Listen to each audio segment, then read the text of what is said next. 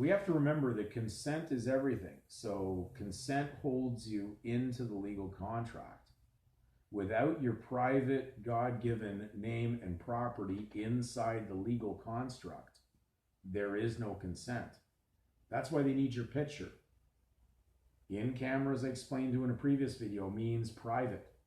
So the reason they want a picture that's on the derivative, the driver's license, that comes from this ambiguous document that doesn't say given name and surname on it, is because the fact is they know they're not supposed to trespass on that private property. So they're very crafty to make sure they didn't put given name and surname. They didn't run out of ink, as I said in previous videos.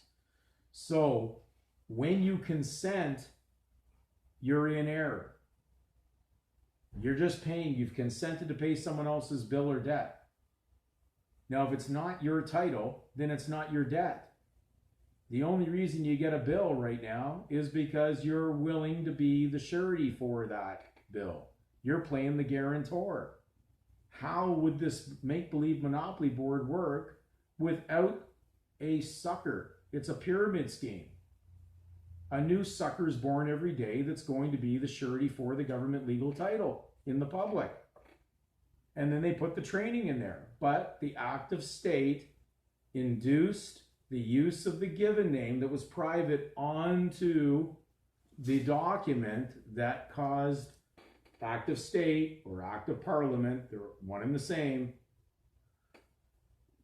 induces the actual trespass, and therefore they are responsible. So the act of state is absolutely responsible, just as Satan was responsible for the inducement on Eve to commit the sin.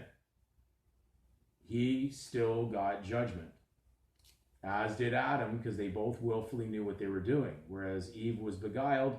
Hopefully, I would think by now you're waking up to feel you were beguiled. If you weren't beguiled and you were doing it, you're in serious trouble, because that means you were willfully doing it. You knew. So the act of state, now in the Canadian law system, they have a nice way of explaining it. But remember, this doesn't kick in while you're consenting. If you've consented, there's no mistake.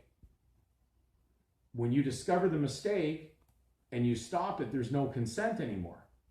So in the Canadian criminal law, they have a wonderfully described situation for what happens when you give the notice. It's called officially induced error. Now, they're not guilty of any officially induced error when they have your consent, because consent doesn't put them liable. It'll make them liable when they get the notice. So here's how the Canadian Criminal Code defenses deal with the terminology for officially induced error. That means officials of the government in their legal sovereign capacity. What makes them liable? Listen carefully. General principles. A valid excuse for violating the law is on the basis of an officially induced error of law. The defense arises where the accused is given advice in error that the accused relies upon in doing a criminal act. It is a criminal act for you to use someone else's title, okay? But they're saying, oh, they're willing to license you to do it. But a license is permission to break the law. So they're inducing you into your own ignorance being used against you. You were ignorant of the fact that that really isn't your title. Most people believe their legal family name is something to be proud of and it's theirs. Pride before a fall. Now it says officially induced error is available as a defense to prevent morally blameless individuals who believe they are acting in a lawful manner from being convicted. The elements that must be proven are the error was one of law or mixed law and fact. The accused considered the legal consequences of their actions. The advice obtained came from an appropriate official. The advice was reasonable in the circumstances, and the advice obtained must be erroneous. The accused must demonstrate reliance on the official advice.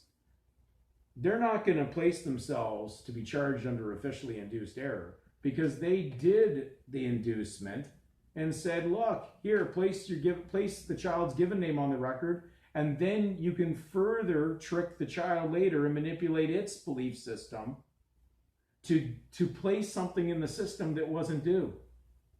Your God-given name is natural, has nothing to do with an artifice or an unnatural legal title that belongs to the state and the idea of doing commerce and trafficking in something that is fictitious or a lie.